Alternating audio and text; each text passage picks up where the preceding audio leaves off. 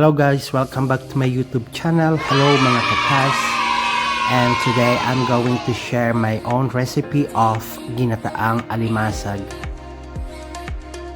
Mga guys, samahan po ninyo akong muli sa aking pagluluto ng ating Ginataang Alimasag. Isang simpleng putahe na talaga naman pong napakasustansya at sa tingin ko po magugustuhan po ninyo itong aking ihahanda para sa inyo.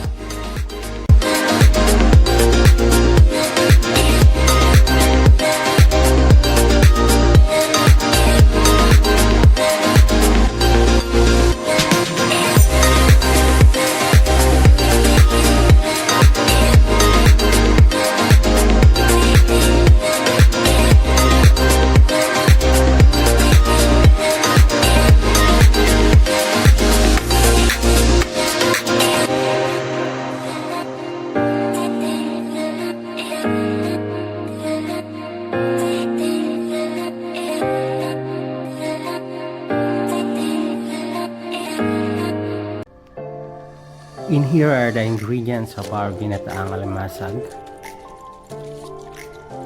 We have the crabs,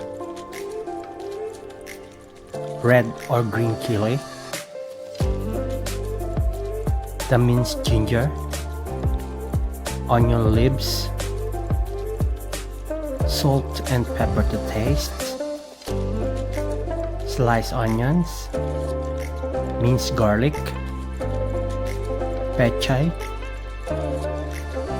coconut milk, or you can use the fresh coconut milk, the selections of vegetable which are feather cord, beans, ladyfinger, squash, and the eggplant.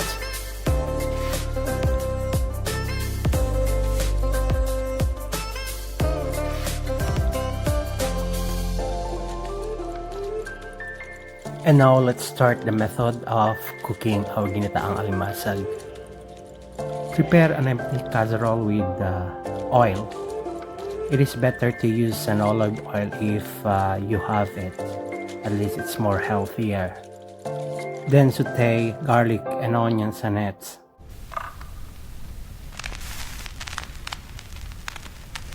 Then add the squash. As we know na kailangan po nating lutuing mabuti yung squash natin. So, just open na ito po yung pinakamatagal na lutuin natin dito sa mga ingredients nito. So, inuna ko na lang po yung pag-susute ng ating squash din along with the onions and garlic. And then after that, we can add now our crabs.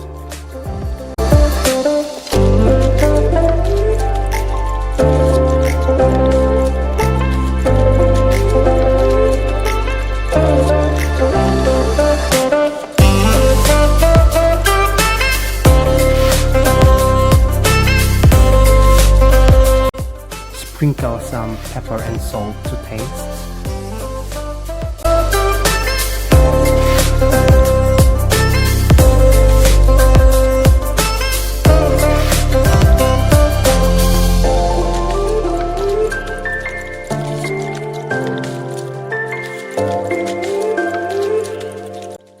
And because we're gonna need to simmer it and to cook our crab meat, we have to pour 2 cups of water on it.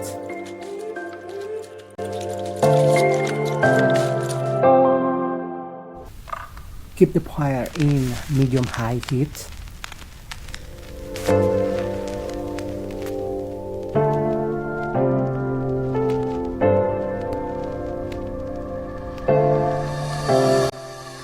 Boil it in approximately 3 minutes.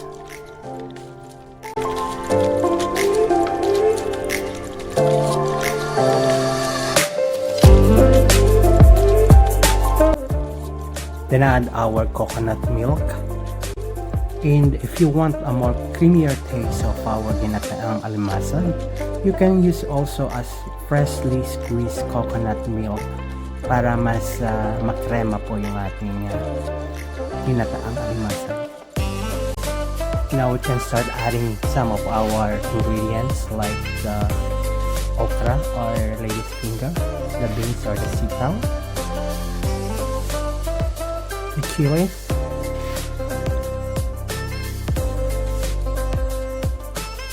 eggplants,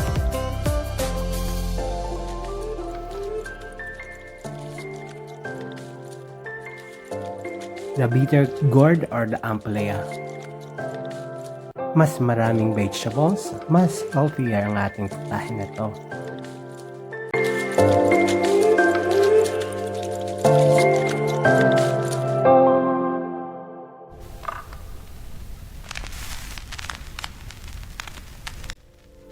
We need to boil it for another 3 minutes para makook po yung ating mga vegetables na hinihulog. And then after that, ibudbud rin po natin yung ating onion leaves. We don't need to overcook our vegetable para mas marami po tayong makuhang mga nutrients sa mga ito. And then, time to put our pechay. Yung pechay, hindi rin naman po kailangan na lutuin ng napakatagal. In just 1 minute, okay na po yung pechay.